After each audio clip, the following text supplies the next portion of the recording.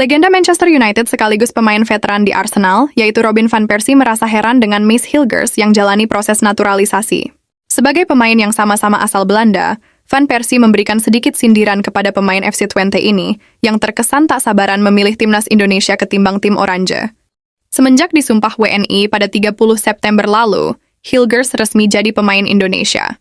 Kendati demikian, Robin menyayangkan keputusan pemain 23 tahun ini, yang lebih memilih tanah leluhurnya.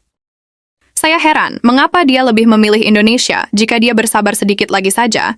Dia bisa dipanggil Ronald Koeman ke timnas Belanda. Memangnya dia digaji berapa? Dia memiliki bakat yang luar biasa, di usianya yang masih muda, dengan harga pasaran tinggi, tentu performanya juga bisa terus meningkat.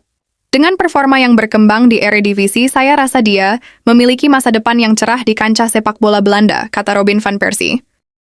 Jika Robin van Persie menanyakan gaji Mace Hilgers, maka pemain berusia 23 tahun ini mendapatkan gaji sebesar 11 miliar rupiah sebagai penghasilan utama yang fantastis nilainya.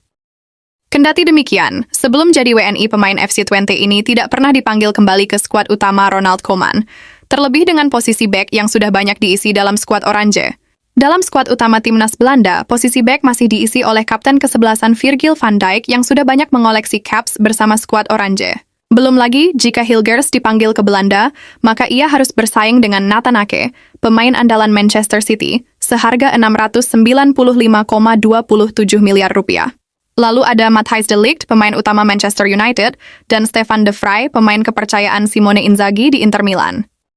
Karena memang tidak kunjung dipanggil, makanya tak heran jika Mace Hilgers lebih memilih Indonesia ketimbang Belanda, karena hal itu lebih realistis, daripada menunggu sesuatu yang belum pasti.